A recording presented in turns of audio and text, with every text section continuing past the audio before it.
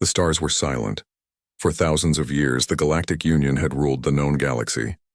It had united hundreds of species, built great cities in orbit, and connected millions of worlds through light and trade.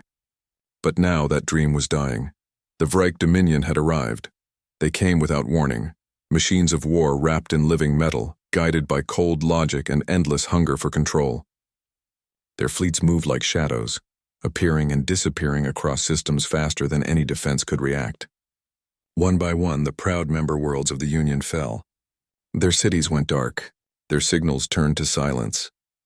In the last surviving Union world, a cold and tired planet called Vandros 9, the Council of the Union gathered for what might be their final meeting.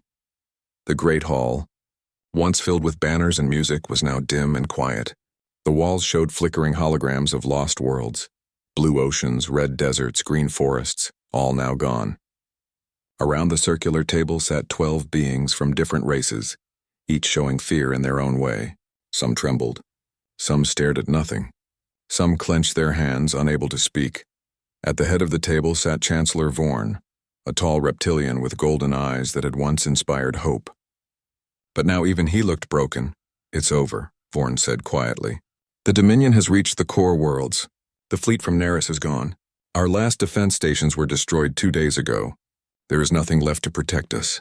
A silence followed. It was not the silence of peace. It was the silence of hopelessness. Ambassador Saren from the avian world of Keltar spread his wings weakly. "We have survived wars before," he said softly. "Surely there must be something left we can do." "A place to hide. A weapon we have forgotten." Vorn shook his head. "We have searched every archive, every weapon, every ally. None remain." That was when a frail voice spoke from the far corner of the room. "There is one name we have not spoken." All eyes turned toward Elder Myra, the oldest living diplomat of the Union. She was small and thin, her silver skin faintly glowing in the dim light. No one had heard her speak for days. Vorn looked at her gently. "What name, Elder?" She lifted her head, her eyes distant, as if seeing something far away. "Humanity," she whispered. The room went still. Saren tilted his head. "Humans, they vanished centuries ago. Their homeworld was lost. Their colonies silent. They left the Union after the Orion dispute and never returned." Elder Myra nodded slowly. "Yes, they left us. But they were never destroyed. We stopped hearing from them and we never looked again. Perhaps we were too proud." Chancellor Vorn frowned. "Even if they exist, what can they do now? One species cannot stop the Dominion." "You forget what they were," Myra said softly. "I was young when I met one. They were different. Their strength was not in their ships or weapon. It was in their will. They never surrendered. Even when they lost, they found a way to rise again." Around the table, whispers began to spread. Some laughed quietly, others shook their heads.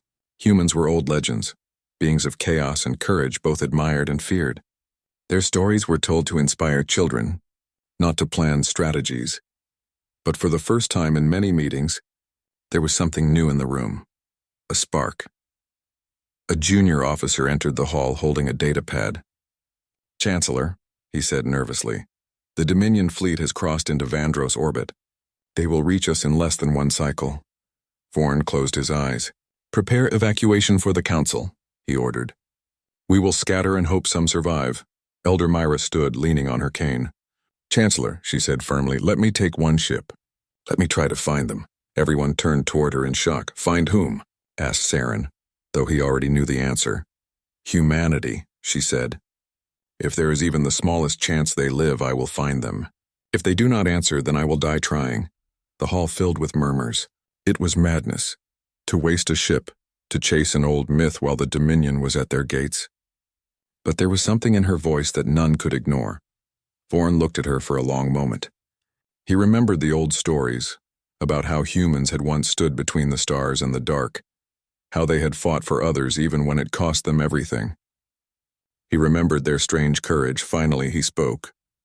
"You will have your ship, Elder Myra. Take whoever will follow you. The rest of us will hold as long as we can." That night, while Vandros 9 burned in the sky, a small ship lifted off from the surface, the Aurora, a diplomatic vessel with limited weapons and old engines. It carried 12 crew members from 6 different species. They were scientists, explorers, and dreamers, and not soldiers. But they followed the Elder because they still believed in something. As they left the dying world behind, they saw the glow of battle in orbit. Union ships being destroyed one by one. The Dominion Silver Fleet covered the stars like a spreading storm. Captain Leo Wren, a young pilot with bright eyes, looked at Myra. "Elder," he said softly, "do you really think they're out there?" Myra gazed out the window at the endless stars.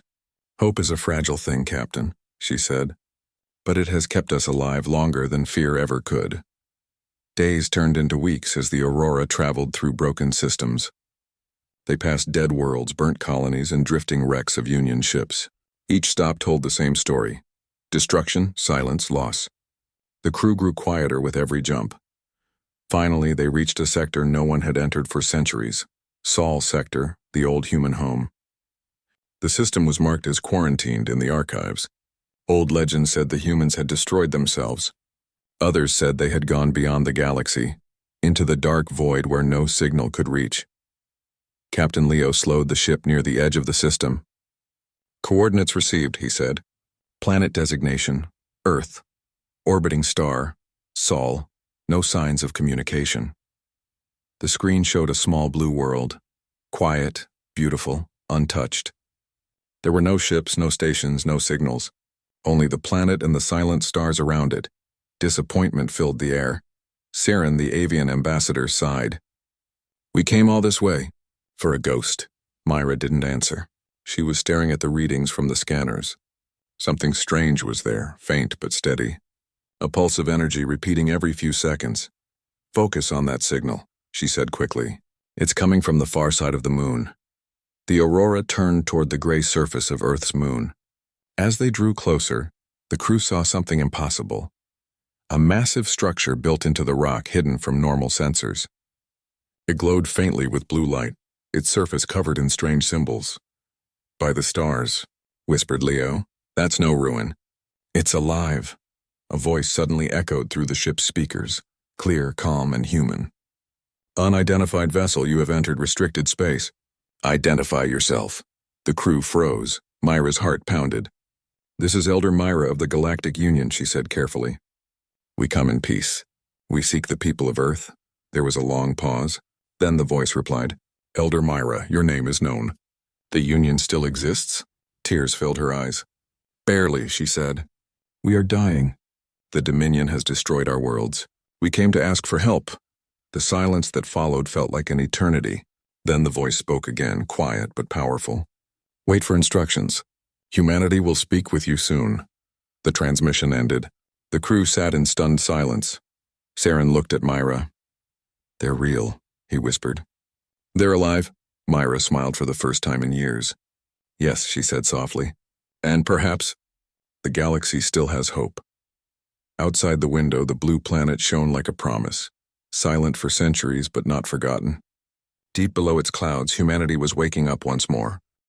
The silence after the message was heavy, yet filled with hope.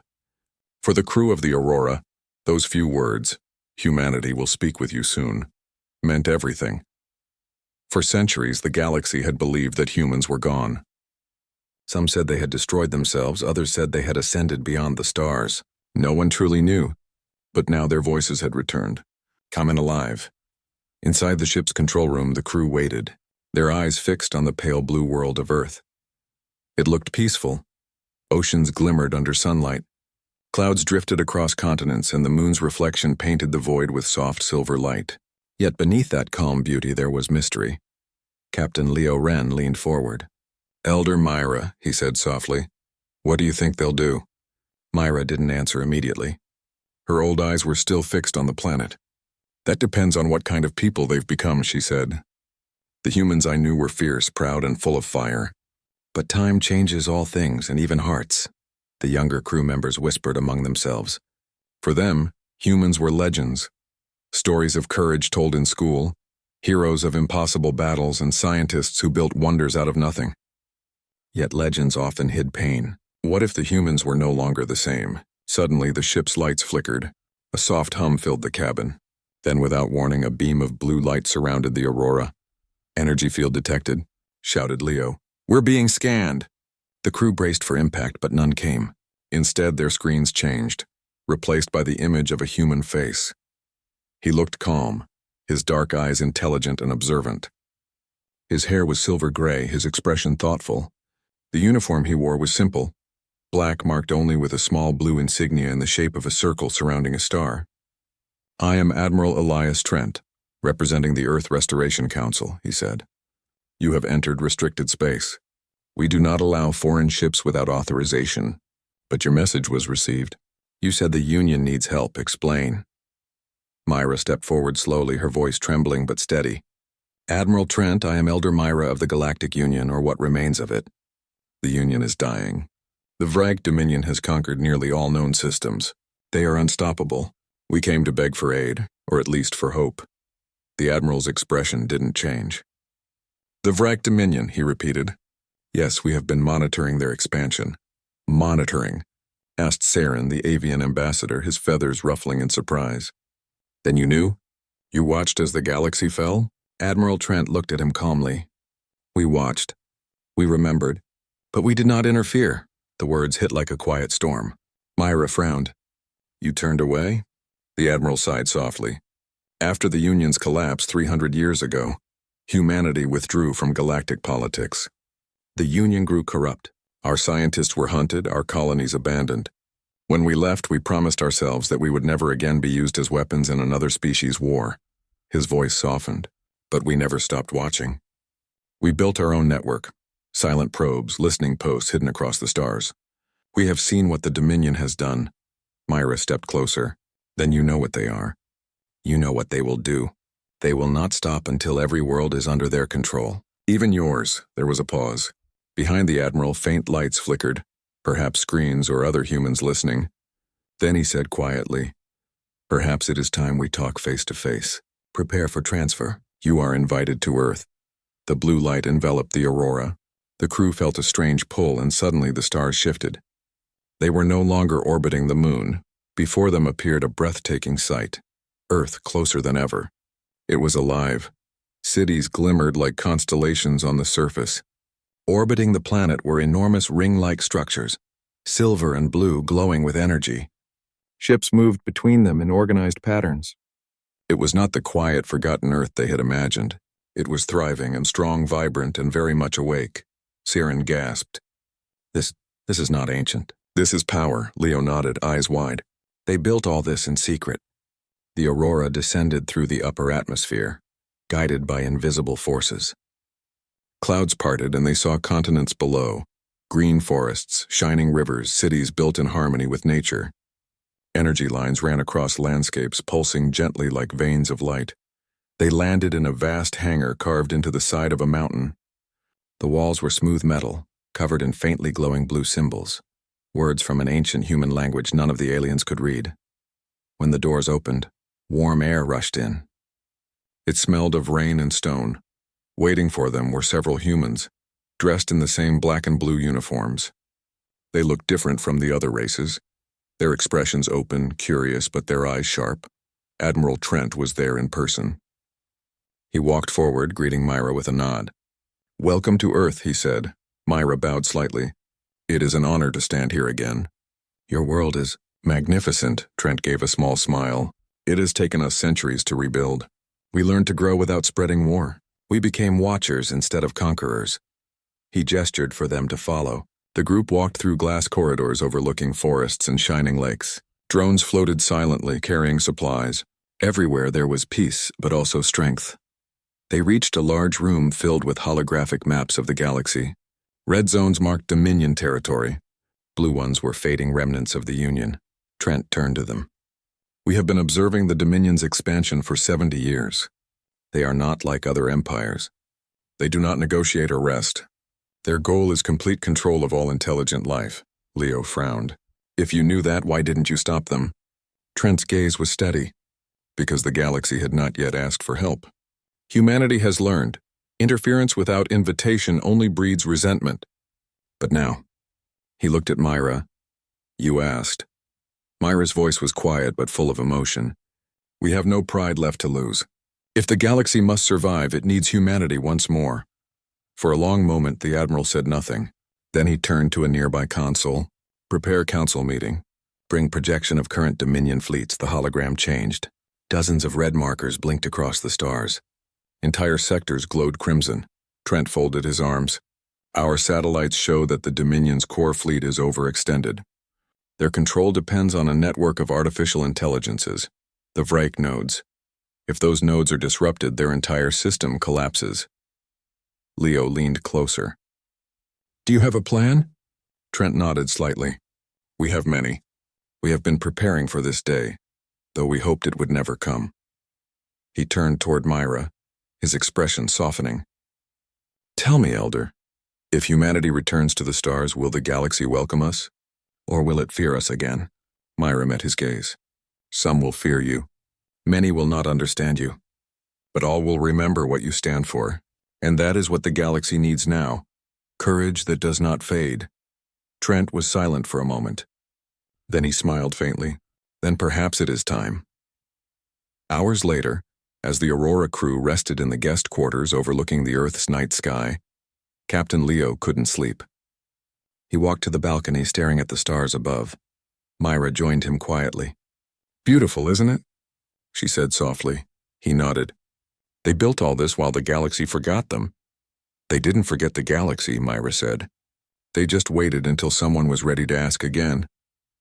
Far in the distance, he could see faint lights moving, ships launching from the orbital rings.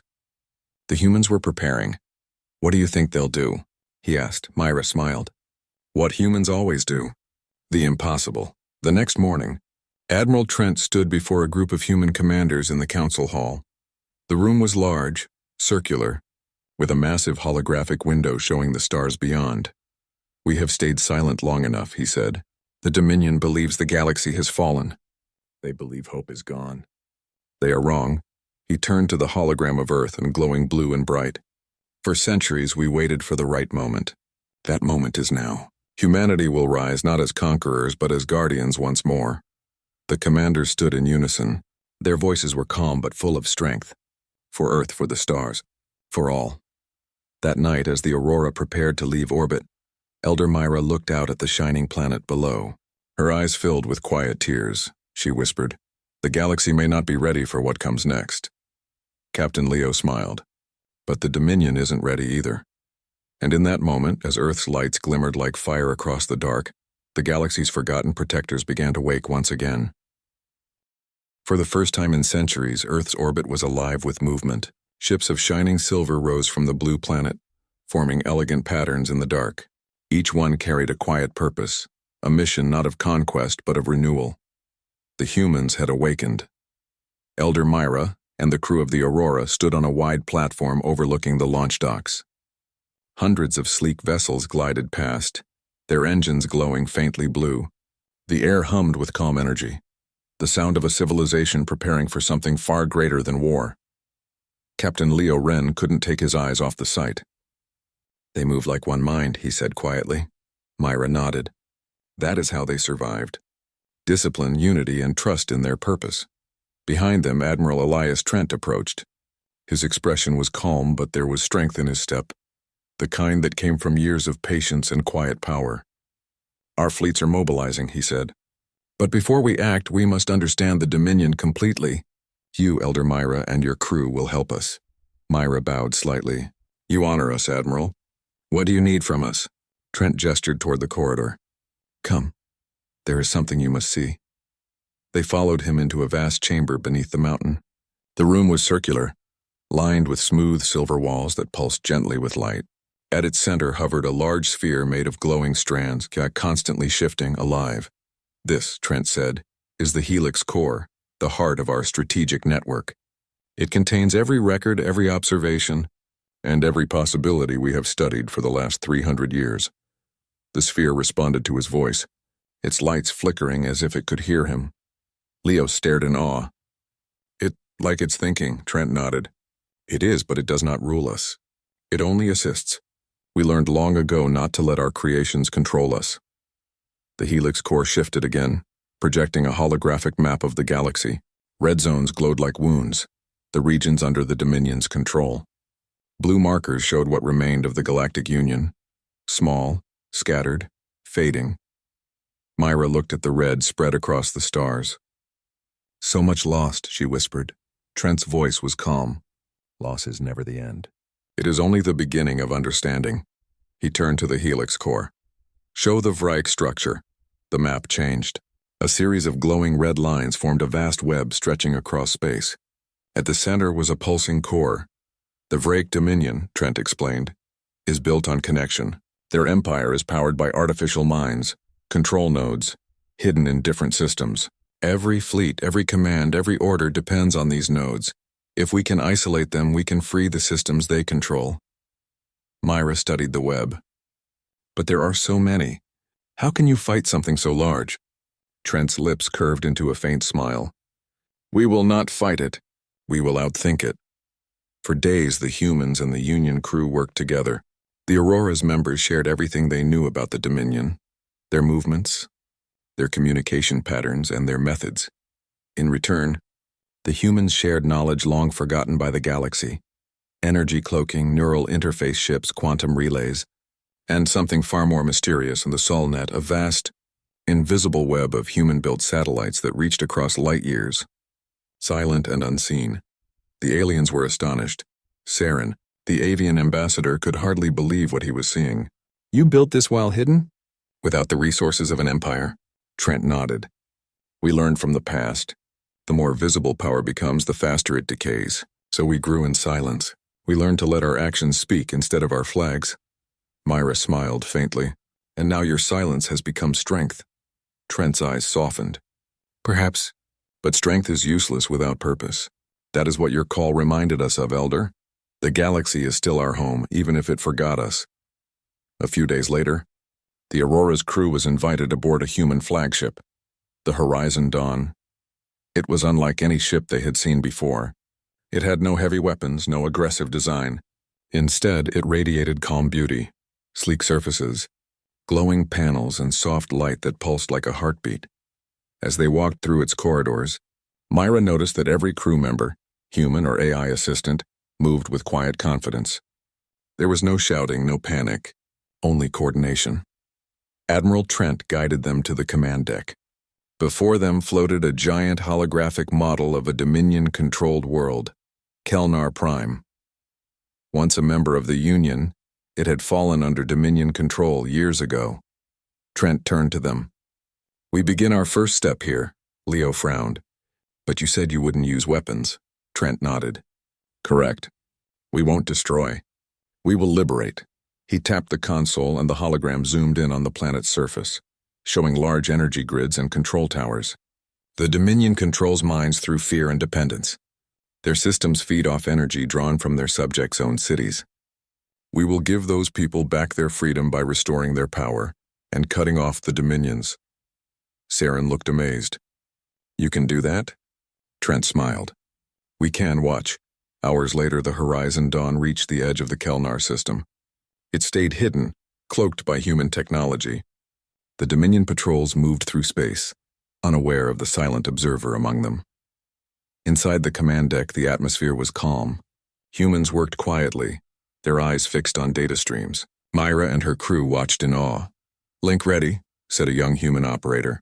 "Solnet synchronization complete." "Begin the sequence," Trent ordered.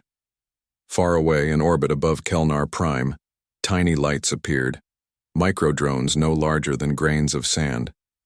They moved together, creating invisible patterns across the planet's atmosphere. Then, slowly, the Dominion's control grids began to flicker. Cities that had long been dark started to light up again. Factories powered on. The Dominion's automated towers froze, their systems confused. "What's happening?" asked Leo, wide-eyed. Trent folded his hands calmly. "We are giving them back their world." For the first time in decades, Kelnar Prime saw sunrise without Dominion control. The people, long oppressed by automated governance, looked up to the sky in disbelief as power returned to their homes. And high above, unseen, humanity's silent fleet drifted through the stars, watching, guiding, protecting. Myra felt her chest tighten. "You did this without a single shot." Trent looked at her gently. "There are many ways to win, Elder. Not all involve destruction. Sometimes victory begins with hope. The alien crew exchanged glances. They had never seen such precision, such quiet strength.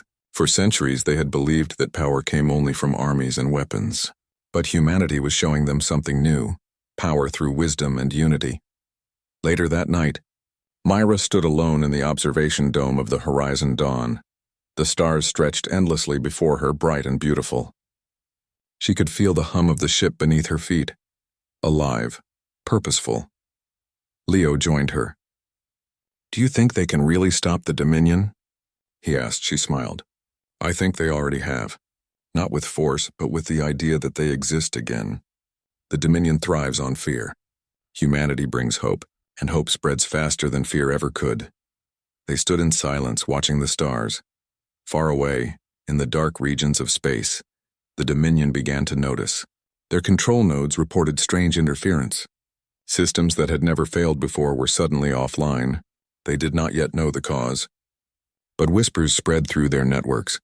Something has returned. Back on Earth, Admiral Trent met with the Council. The room glowed softly as holograms of human leaders appeared around him. "The operation on Kelnar was successful," Trent reported. "Local systems have regained independence. The Dominion's response is delayed." One of the Council members, a woman with kind eyes, nodded.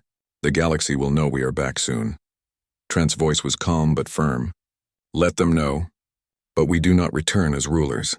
We return as protectors." Another counselor asked, "And if the Dominion strikes back?" Trent smiled faintly. "Then we will do what humans have always done." He looked out the window at the stars stretching into infinity. "We endure. We adapt. We rise." Back aboard the Aurora, Elder Myra recorded her message to the scattered survivors of the Galactic Union. "To all free worlds still listening, know this. We found them. Humanity lives. They have seen our suffering, and they have answered. Do not surrender. Do not lose hope. The dawn is coming." Her voice spread across secret frequencies carried by Solnet relays through the silent void. On forgotten planets and hidden colonies, faint signals began to light up. The message reached broken hearts and weary souls, and across the stars hope returned. The stars had begun to change. For decades, the Dominion had ruled almost the entire galaxy, spreading fear and control. But now faint sparks of resistance appeared in the systems they thought lost. Red lights on their control grids began to fade as independent colonies regained their power. Communication networks once dominated by the Dominion flickered with new voices, voices of hope. Aboard the human flagship Horizon Dawn, Admiral Elias Trent watched the displays with calm precision. Around him, humans and Union survivors worked side by side. Each action, each command was deliberate, coordinated, and quiet. "Another node has gone offline," said Lieutenant Mara, a young human operator. "System 47, completely free. The Dominion hasn't even realized yet." Trent nodded. "Excellent. Send reinforcement drones to support the local population. Encourage them to organize. We will not fight with fleets, but with the people themselves." Elder Myra, standing beside Leo Wren, looked at the map of liberated systems. "I never imagined hope could grow so quickly," she said softly. Leo, ever observant, frowned. "Do you think the Dominion will just let it happen?" "They must notice by now." Trent's expression remained calm. "They will notice. And when they do, they will overreact. That is when our advantage will grow." Far away in the Dominion's capital world of Prime, the enemy council convened. Towering figures of living metal and organic matter gathered, their voices a harsh chorus. "The grids are failing," one of them said, its tone sharp and metallic. "Systems in the outer sectors are collapsing. Signals indicate human interference." Another voice, colder and slower, replied, "Impossible. Humans were extinct, their colonies destroyed centuries ago." "Yet the evidence is clear," the first argued. "Our fleets report anomalies. Our intelligence nodes are offline. Something is happening, something we cannot control." The council paused. For the first time in generations, doubt entered their ranks. The Dominion thrived on order and control. Yet chaos was spreading, not from rebellion, but from the return of a species they had long forgotten. Back on Kelnar Prime, the first liberated world, the people were already organizing themselves. Schools, marketplaces, and councils began operating independently. Citizens trained their own local security. repaired damaged stations, and restored communication networks. Saren watched from the observation deck of a nearby human vessel. "It's astonishing," he whispered. "They do not need humans to fight for them. Humanity gave them tools, guidance, and belief, and they are rising on their own." Trent smiled. "That is exactly what we wanted. Liberation is not about control. It is about empowerment. Once a people know they are free, no machine, no empire, no dominion can take that away." Across the galaxy, subtle messages spread. Human ships remained mostly hidden, but their presence was felt everywhere. A Union survivor on Neris Minor reported sudden activity in abandoned defense stations. Colonists on Valara found long-dormant factories coming to life without explanation. Word traveled quickly through clandestine networks. Humans are back. On board the Aurora, Myra and Leo watched the patterns grow. "Do you see that?" Myra said. "Systems we thought were lost. They're lighting up." Leo's eyes widened. "It's as if the galaxy itself is waking." Myra nodded. "And the Dominion will feel that change soon." In space, Dominion fleets began to move. They were still massive, formidable, and precise, but something had changed. Systems that were once obedient no longer responded immediately. Patrols found empty stations, fleets vanished without a trace, and intelligence nodes failed at critical moments. A Dominion commander aboard the flagship Obsidian Fang growled in frustration. "Our control slips. These humans, how can they exist? How can they disrupt us without firing a single shot?" The answer, unknown to the Dominion, was strategy, patience, and human ingenuity. Every fleet was outmaneuvered before it even knew it was being challenged. Every system freed was a silent victory. The Dominion's strength, their reliance on strict order, became their weakness. On Earth, Admiral Trent gathered his commanders in the strategy chamber. Holograms of multiple systems spun in the air. "The Dominion believes the galaxy is broken," he said. "They have grown overconfident, thinking resistance is impossible. That overconfidence is their greatest vulnerability. Our fleets remain small, our weapons are few, but our minds are many. Every human ship, every liberated system, every freed citizen is a spark, and sparks ignite a fire." Lieutenant Mara raised her hand. "Sir, the Dominion fleets will eventually respond with force. How will we manage without starting direct combat?"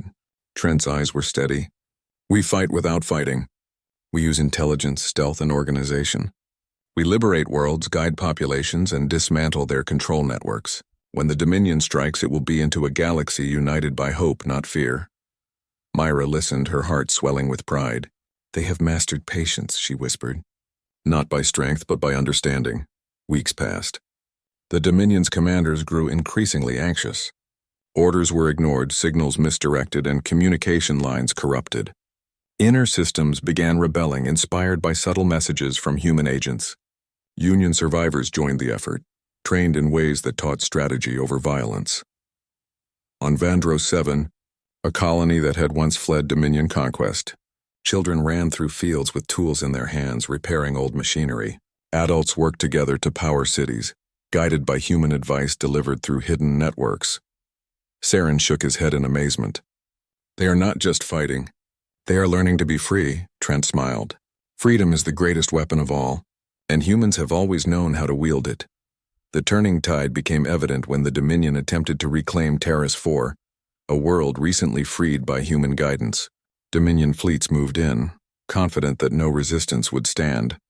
But as they approached, drones controlled by human technology appeared, disrupting navigation and communications.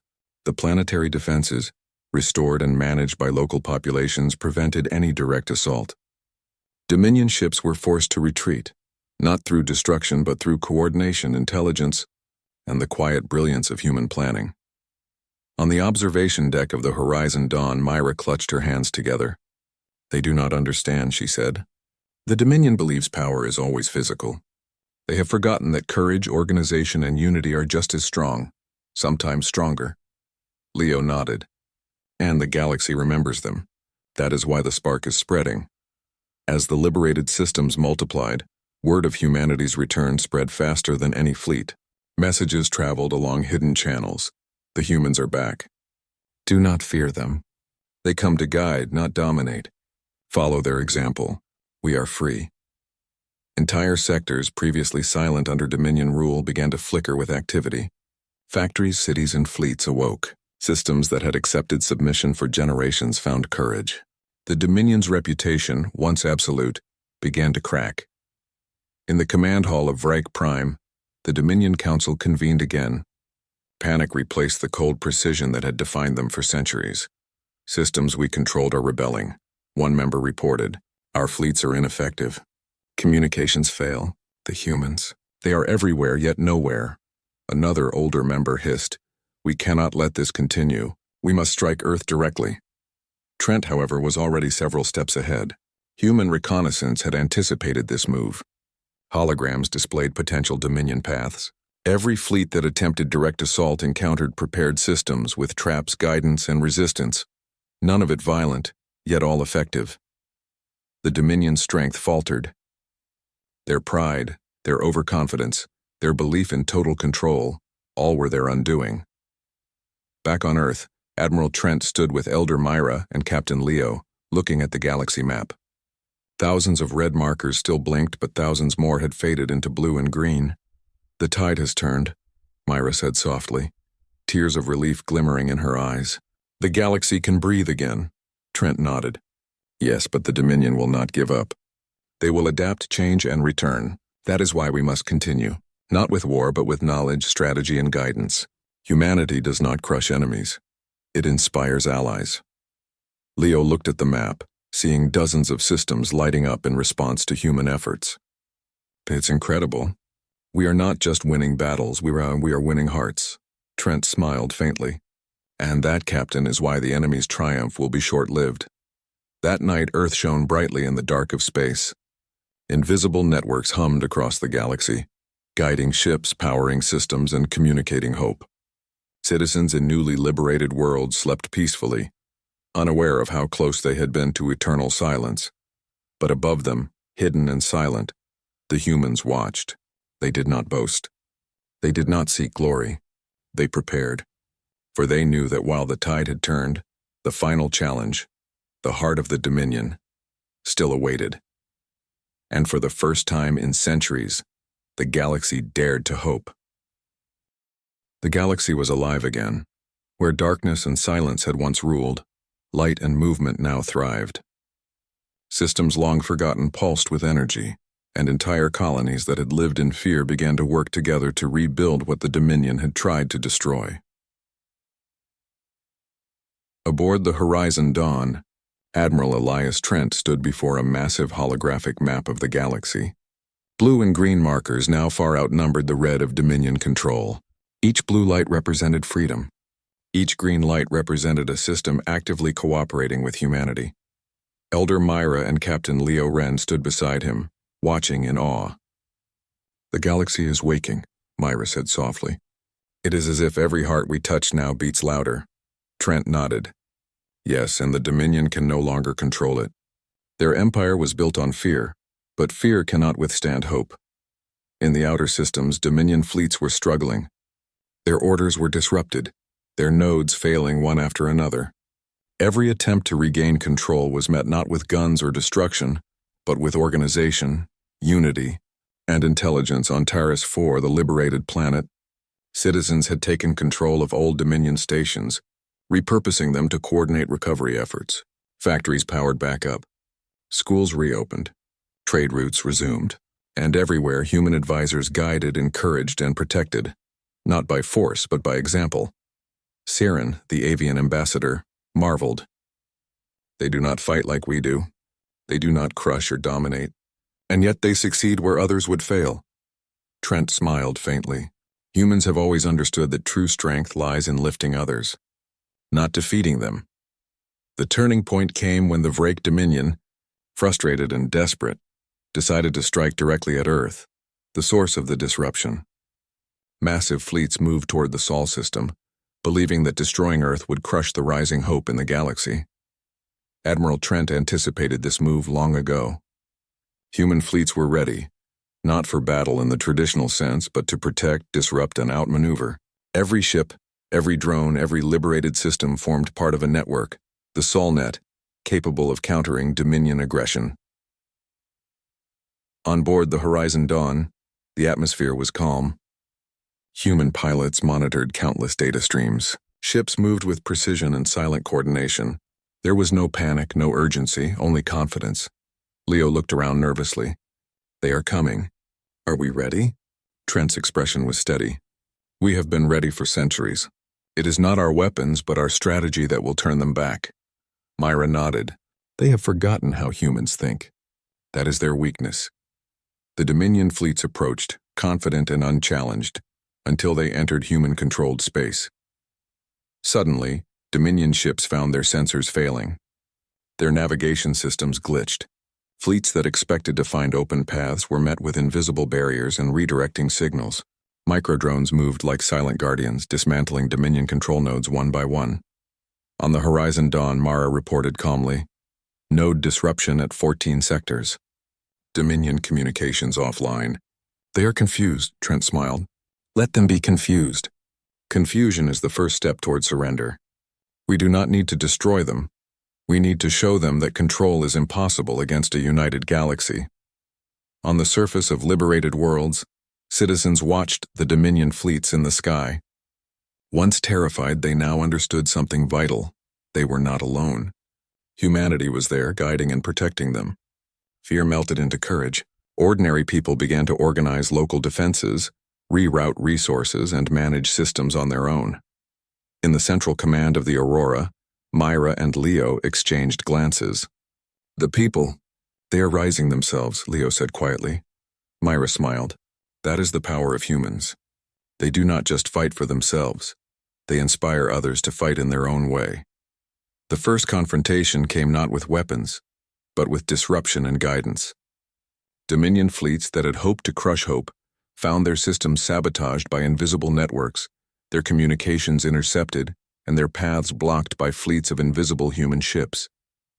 "Entire battleships were rendered useless without a single shot fired," Saren marveled. "It is like the entire galaxy is standing together, and we are only following their lead." Trent nodded. "Exactly. Every freed system is a node in a web of hope. That is what makes humans unique. Their strength is not in power, but in unity and wisdom." Meanwhile, on Earth, millions observed the galaxy through telescopes and satellites. Scientists, engineers, and ordinary citizens worked tirelessly, coordinating fleets, guiding liberated worlds, and maintaining the Sol net. Every human contributed. Every action, no matter how small, mattered. Leo walked along a corridor of the Horizon Dawn, watching the crew. He realized something he hadn't understood before. Humanity's true power was not their ships or their technology, or even their courage. It was their ability to connect people, to inspire belief, and to make freedom contagious. Myra joined him, smiling softly. "They have returned not to conquer, but to awaken the galaxy. That is why the Dominion cannot succeed." Weeks passed. Systems across the galaxy joined the effort. Dominion-controlled sectors fell into confusion and submission without bloodshed. Entire fleets were redirected into empty space. Citizens who had once accepted fear as law now communicated freely, organized themselves, and rebuilt. Even the Dominion's most loyal commanders began to realize that the galaxy had changed. Fear no longer ruled. Power no longer came from domination. The return of humanity had done something unexpected. It had shifted the heart of every civilization toward hope. The final act began when the Dominion attempted to strike Earth itself, believing it would crush the spark of resistance. The human network anticipated this and countered perfectly. The fleets of Earth and allied systems moved in silent coordination. Dominion ships were rerouted, immobilized, and contained. Not a single shot was fired, yet the entire offensive failed. On board the Horizon Dawn, Trent observed the results on the holographic display. "Victory is never guaranteed by force," he said. "It comes from understanding, preparation, and unity." Myra and Leo watched as red markers representing Dominion fleets flickered, then vanished. Slowly, the galaxy returned to blue and green.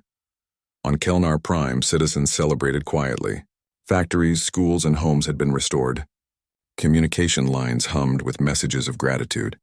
Across hundreds of liberated worlds, people looked up at the stars and saw them not as enemies, but as symbols of hope, a galaxy revived by courage and intelligence. Saren said softly, I never imagined freedom could spread so fast without war. Trent's voice was calm and proud. That is the human way. They do not rely on destruction. They rely on guidance, cooperation, and trust, and that is why the Dominion's triumph was short-lived. Elder Myra stood on the observation deck of the Horizon Dawn one final time. Below her, Earth shone like a beacon. Across the galaxy, the light of liberated worlds twinkled in silent celebration. She whispered, "We asked for help," and humanity answered, not with violence, but with hope. Leo looked at her, eyes wide with admiration. "Do you think the galaxy understands yet?" She smiled softly. "Not fully, but they will. And the lesson is clear. Courage, wisdom, and unity are stronger than fear and oppression. That is a truth every civilization must remember."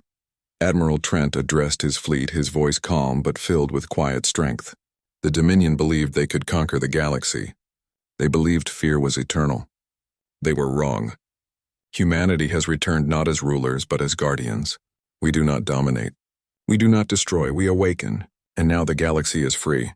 Cheers and silent smiles filled the command room. Every human and every Union survivor felt it.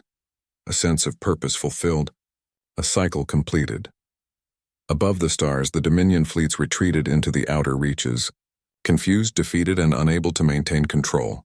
They would return someday, perhaps, but the galaxy had already remembered how to fight. Not with weapons, but with courage, unity, and hope. Weeks later, Myra sent one final message to every corner of the galaxy. To all free worlds, and the galaxy is alive again. We have seen what hope can achieve. Humanity has returned not to rule but to guide. Stand together, believe in one another, and the stars will always shine. Across thousands of systems, the message reached ears and hearts. Citizens smiled, children laughed freely, and communities rebuilt.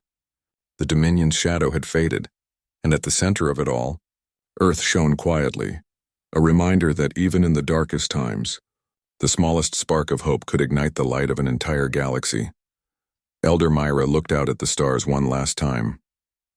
The galaxy is free, and it will remain free as long as there are those willing to rise, to guide, and to believe. Captain Leo Wren placed a hand on her shoulder.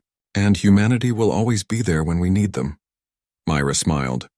"Yes, they will always be there." And for the first time in centuries, the galaxy slept peacefully under the shining stars, knowing that the dawn of humanity had returned.